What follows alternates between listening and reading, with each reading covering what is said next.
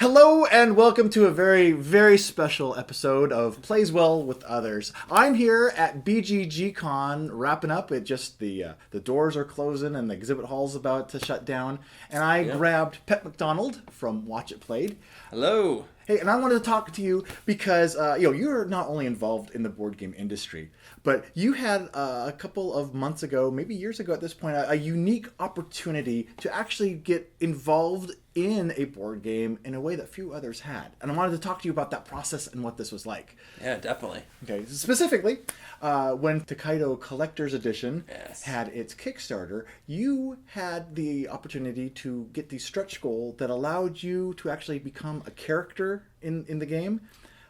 Tell us exactly what that stretch goal was and what it resulted in. Yeah, funny enough, so it is a stretch goal to have a custom character made, and there was only 16 slots because it was the 16 characters. Okay. And what was interesting was that at the time I couldn't really decide if I wanted to do it or not. And I came home from lunch one day at work, like a day or two after having seen it, and said, okay, I want to do this. And so I went in and I signed up for it, all the Kickstarter stuff. And hours later, all the slots were gone. Oh, wow. So it was like I had to make that decision, and I had no idea, but I had to have made that decision on the fly during that lunch break, or I wouldn't have got it, and I did it. And it was a big decision because, it's a big amount of money, and it's a bit of an investment of time too, like trying to figure out and waiting for it and whatnot. And yeah, so you have to have your own character made. I sent them a couple pictures of myself and ideas about what I would like for the character, but they didn't want anything too direct, But you were able to influence the design of the character then? Yeah, like I specifically said, I wanted to be carrying a bunch of swords. Like I want my character to be like a sword collector or something like that. I got to name the character, and I actually went with Recurrin, which is a name I've used for like some online and playing some games and things like that. And it has kind of a Japanese flair to it, which is great for Tokaido. So a lot of the 16 characters really came across as tourists to the Tokaido and to the Japanese region. Fitting the theme of the game. Fitting the theme, which, was great. A few of them seemed a little bit more like they could be local to the area. But they also had enough of a... they also matched the same kind of artwork, the same kind of feel that was already there in Tokaido, which was really nice. I am a little jealous, though, because I had my character designed, and about a year, maybe 9 months after having done it, they did send us the look of what our characters would be. Okay.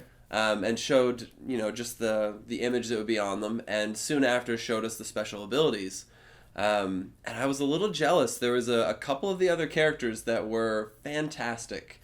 Like, mine was great. I like mine. I didn't like necessarily the coloration of it, but some of the other characters, I was just like, I can't see why I wouldn't use that miniature, like why I wouldn't use that character.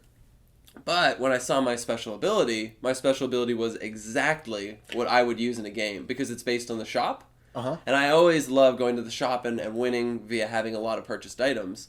And my character's ability is that I get to see an extra item whenever I pull from the pile, and I can take an item from the special shop as well in the expansions. So I get to pull 2 items at once, and I get a bigger stockpile to look through. So it matches your play style already. Yeah. Did you have influence on that? Or was that just a surprise? I didn't have influence on it, but I suppose in saying that I wanted my character to be a sword collector, it makes sense that they would go with the shop items. So, yeah, it was very nice to see my character having an ability, because that's something you'd worry about. If my character's going to be in a game, I don't want them to be that one character that everyone says, oh, we don't use that one. You don't want to be that character. Yeah, so I was pretty thrilled to see that, and I love the artist and the designer. Both had minis and characters made at the same time for the collector's edition as well, and both of them are fantastic. The artist is riding a giant tortoise, which I love because I love turtles. And the designer, Antoine, has a little panda, and it's really cute. And they did a great job on them all, so... Yeah, so you did more than just send them a front and profile photo and just send that off. Sounds like you actually contributed a bit more to the flavor of the character, and so after you sent off that information, there wasn't like some rounds of revisions or anything, and they didn't like show you this, and you didn't say, "Oh no, that's not a likeness I want," or they just kind of did it and then showed you what they came up with, and then went with the press essentially. Basically, I did get the impression though that if I had wanted, like, if I had any pushback, like, oh, I really don't like this design, could you rework something? I feel like they probably would have been receptive to that. I actually believe there are one or two of the people that did it that had something like that happen, but there wasn't a lot of it. It was much less than I expected, honestly, because I've dealt with commission work on artists before. Where it'd be like, I'd like this designed, and they would send you, this is what I'm thinking. It's like, well, no, I need you to change these, and it would get done. So it was a different process, and it was actually really important to me that the character fit the game. Like I said, I wanted a name that wasn't Pep, you know, and I wanted the look of the character to fit too. So the way that they made my character look, even though I didn't necessarily like the design myself, I wanted to keep it. I would have wanted to keep it that way anyway, just to preserve.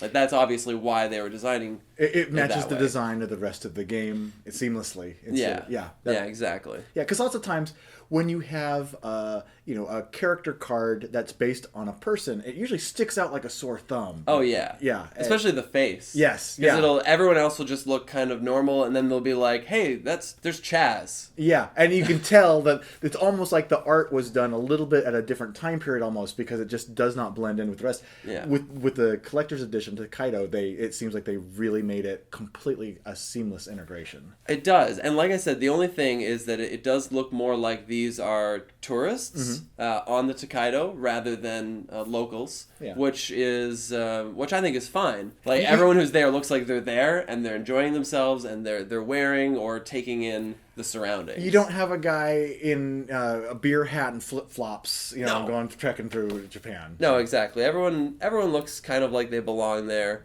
And if someone looks like they don't belong there, it looks like they're doing something there for a reason. And I don't know, I like that. You're in this unique position where you have also actually been talking about art and on promo cards and stuff. You have been a character on promo cards and stuff.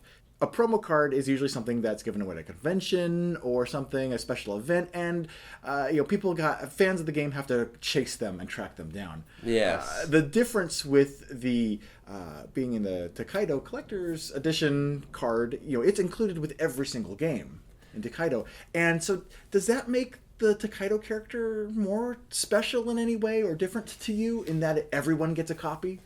Yeah, I feel it does. And I mean, it might sound a little bit self-serving in some way, but that was one of the reasons that I wanted it done in the first place, was, this option was to have this character made, and this character would be included in every copy of the game. And to me, that sounded amazing. At first when I read it, I wasn't quite sure on the wording. I thought maybe it was a custom character you had made and sent to you with your game alone. And that's what happened that one night when I wasn't quite sure. And then an hour later, they updated on the forums and said, no, it actually means that you're going to be included in every, and all of them sold out that night. Like, that's how much difference it was to people to have their own compared to having everybody have it. And same with the promos. Like you said, it's something that isn't part of the game, and it's something extra that comes in. And guilty little secret here, I actually don't like promos. Oh?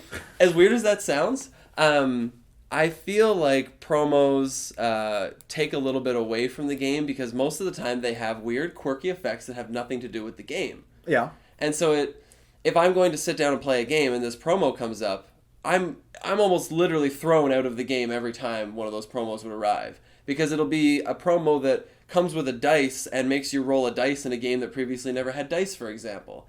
And while that sounds fine, maybe a little quirky, it just seems strange to me to be put in a game. And some promos do a great job of, like, they were obviously just ripe for an expansion anyway, and the promos just slide into that slot. Yeah. But others, the promos are quite obviously promos. Well, yeah, now that you've seen the final product and everything, if another game that you love had this opportunity, would you do it again? I think I probably wouldn't. And funny enough, the main reason I did it for Tokaido as well was because Tokaido is one of my favorite games, and it's so strange for me to say that because I don't have a lot of favorite games, or it's a small list. or more appropriately, it's a small list that I'd be open to say this is at any particular time, because obviously things are going to come and go. And most things would take a long time to build up. But Tokaido, almost instantly after playing it, I fell in love with the movement mechanic in the game. Just the idea that I decide where I want to go. Period. End of story. You know, and like, oh, I'm in back, I'm in behind, I get to decide again. And then everyone gets to get extra actions based on how far ahead the people ahead of them went. And I think that's so fantastic. And it would take a really special game to come along, and I would absolutely never do it for a game that doesn't already exist. Like, Tokaido was the perfect opportunity for that, because it's a game I already knew I loved. It's a game I literally didn't own a copy of, because I said to Rodney, specifically, I'm not going to get this until I can get a special edition copy. Oh, that's cool. Yeah, because there's a couple games like that. I did end up buckling and buying Lords of Waterdeep eventually, but I was the same way. Like, I love this game, but I'm not going to buy it until it comes out with some sort of a special version I can buy. Because I'm not going to buy multiple copies of a game. That just seems strange to me. Yeah. So yeah, this was the perfect opportunity, and I wouldn't do this for a new game coming out. That makes sense. There is a difference there. Because I wouldn't even really want to have a character in a game that ended up not being something I enjoyed, or that anyone enjoyed even. Yeah. You know, you always take that risk. Like, everyone thinks it looks amazing on Kickstarter, then it comes out and it could be awful. So it's not really a risk I want to end up taking. That's understandable. Yeah. So cool. Well, I'm glad that the game that you did get the opportunity to become a permanent part of is a game that you do really enjoy. Yeah, and it's something that I like to get out to the table as often as I can. But because it is a lighter game, not really a big strategy game, sometimes it is harder to find people that, you know, want to sit down and play it. But it's really nice to have my copy, and I'm sad that it's such a giant box. I hope that this shed a little bit of light on the process of your whole becoming a character in Tokaido. And if there's any questions or other things to discuss, let us know in the comments below. Until next time, I've been Chaz Marler from Pair of Dice Paradise and the Dice Tower. And this has been Pep MacDonald from Watch It Played. And if anyone else wants to find out more about your video work, where can they find you? The Watch It Played channel, YouTube. And I'm on Twitter as @BoardPep, or just @WatchItPlayed, and I'll see it. Awesome. And for more board game news, reviews, and commentary, be sure to subscribe to both the Dice Tower and the Pair of Dice Paradise YouTube channels, and join us on Twitter and Facebook as well for more conversations about board games. Until next time, again, I've been Chaz Marler, and thank you so much for tuning in. Thanks so much for watching the Dice Tower videos. Find more great videos and reviews, as well as our top-rated audio podcast at Dicetower.com. You can also find other great shows at Dicetowernetwork.com. I'm Eric Summerer, and you've been watching The Dice Tower. The Dice Tower is sponsored by Cool Stuff Inc., where you can find great games for great prices. Cool stuff in stock. Check them out at CoolStuffInc.com. I never know. I'm so used to the timing with Rodney that we just say goodbye at the same time that I never know what to do with anyone else. It's just a Pavlovian response to start waving. It's like, thanks for watching.